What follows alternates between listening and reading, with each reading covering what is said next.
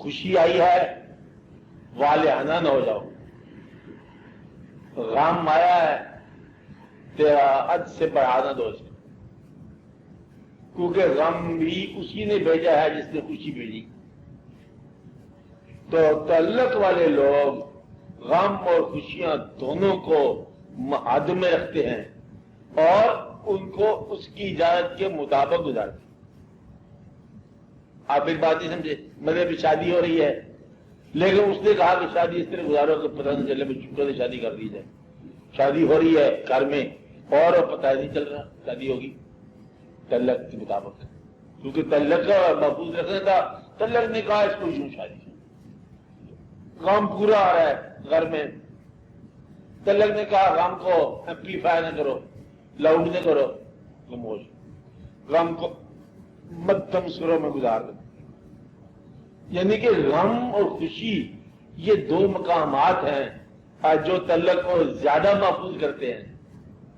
اگر غم اور خوشی اس کے تابع کر دی جائے نا تو وہ تعلق بہت چمک جاتا ہے۔ اب بات سمجھائی؟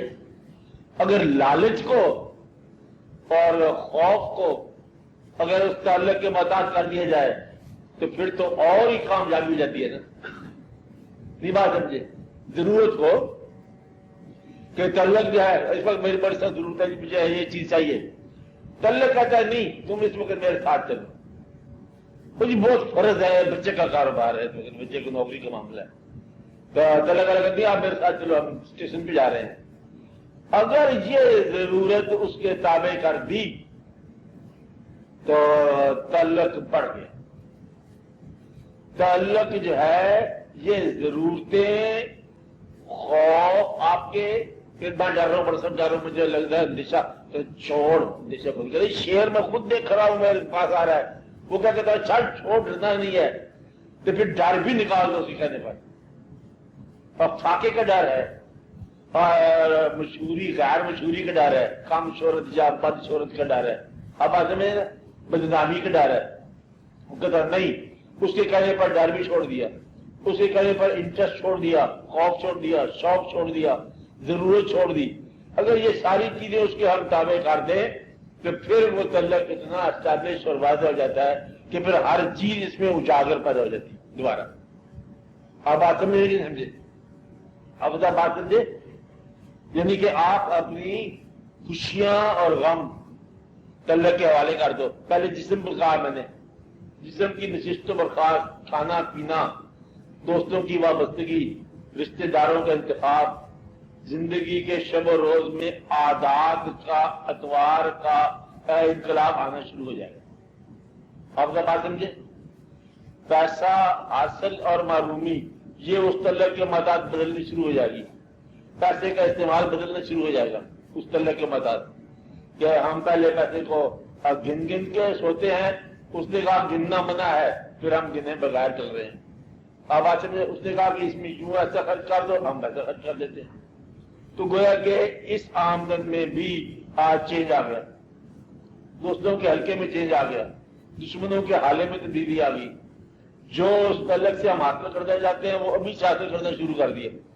اب آج میرے زندگی کے اندر اور زندگی کے باہر، باطن میں اور ظاہر میں ایک تعلق کی وجہ سے تمام تبدیلیاں آنی شروع ہو جاتی ہیں۔ اور بات سمجھائی کہ نہیں آئی؟ اور کوئی شے پر ضرورت نہیں رکھنی تو اس تعلق سے منفعت حاصل کرنے کے لیے۔ تو تعلق میں غم بھی حوالے کر دیا، خوشی بھی حوالے کر دی، انٹرسٹ بھی حوالے کر دیا، اور زندگی ساری حوالے کر دی۔ لا یار حوالے رکھ دے تو جب اللہ کے حوالے حاصل کر دی مکمل طور پر ایک قسم کا دستبرداری ہو جاتی ہے، لیکن پھر وہ تعلق آپ کو کریٹ کرتا ہے، ریکریٹ کرتا ہے، بناتا ہے، سنبھالتا ہے، آپ کو پھر ایک نئی زندگی اور نئے انداز کی زندگی ملتی ہے۔ یہی اس کا مقصد ہے۔ آپ بات سمجھے؟ کیا سمجھے؟ ہاں نہیں سمجھ۔ میرا مطلب ہے کہ مشائخ کرام جو ہوتے ہیں، ایک تو ہمارا ہوتا ہے کہ پیر جو ہے نا وہ خلیفہ بناتے ہیں، آپ کو پتا ہے۔ اس کا مطلب یہ نہیں تھا کہ پیر ایک اور پیر بنا کے چلا جائے، مقصد یہ تھا کہ مشائخ کرام کو جب وہ علم جن کے پاس تھا وہ علم سے عوام الناس کو آسانی تعلق تاکہ ان کی زندگی میں اصلاح ہوتی جائے، اور پھر جب جاتے ہوئے اس روشنی کو کسی صاحب نگاہ کے حوالے کر گیا تاکہ یہ فنکشن تم ادا کرتے جاؤ اور تاکہ وہ فنکشن جاری رہا۔ تو اس کے اندر کچھ تھوڑا سا فرق آ گیا، ذرا غلطی آ گئی کہ خلفاء زیادہ آ گیا یا ضرور زیادہ آ گئی، جب بیانات کچھ اور ہو گئے، ورنہ بات بالکل آسان سی تھی کہ لوگوں کو جہاں وہ ظاہری آسانیاں چاہتے ہیں ان کو باطنی طور پر بھی آسانیاں عطا فرماؤ۔ اللہ کے بندے ہیں، اللہ کے نام کی ان کو آسانیاں دینی ہے، اور تو کوئی دقت تو ہے کوئی نہیں، یعنی کہ ایک ہی خالق ہے، خالق کے بنائے ہوئے بندوں کو خالق کے دیے ہوئے علم سے کچھ تھوڑی سی خالق کے لیے آسانی دے دیں، کوئی دقت تو کوئی نہیں بات، بندے تو اللہ کے ہی ہیں، اللہ نے تمہیں ایک آسانی دے دی ہے، تم ان کو آسانی دے دو اسی خالق کے نام پر جس نے تمہیں آسانیاں دی ہیں، تو اللہ کے بندوں کو آسانی دے دو، جس نے آپ کو تحفہ دیا ہے اور اسی کے گھر میں لگا دو۔ اللہ نے احسان کیا ہے، اللہ کی مخلوق میں لگا دو وہ احسان۔ تو سوال یہ ہے کہ انسان کو دو ہی صورتیں ہوتی ہیں، عوام الناس میں کچھ لوگ عوام الناس سے اپنی صفات کا خراج لیتے ہیں، کچھ لوگ عوام الناس کو اپنی صفات کا حصہ اور اپنی صفات کا خیرات یا خراج دیتے ہیں۔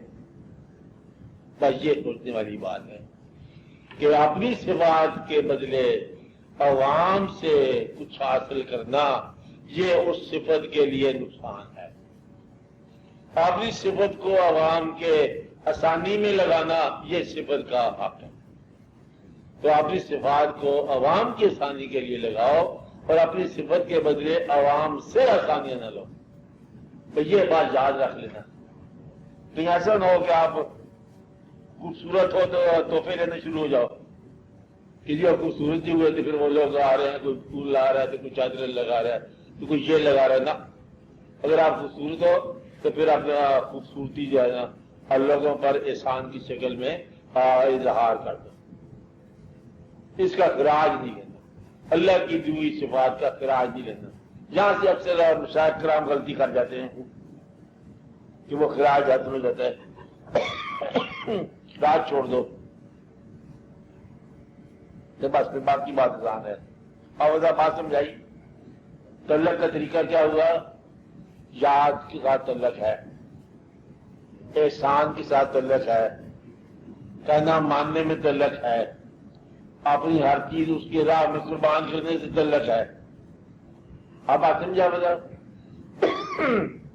بتا تھا کہ اس کے مزاج کو اپنانا جو ہے نا یہ تعلق کی راہ میں بڑی آسانی ہے، اس کا مزاج اپناؤ، مشکل بات ہے، یا اپنے مزاج کا کم اظہار کرو یہ آسان ہے، لیکن اس کا مزاج اپنا لینے سے جو ہے نا اب پھر یہ بھی ایک بڑی دور کی بات ہو جاتی ہے۔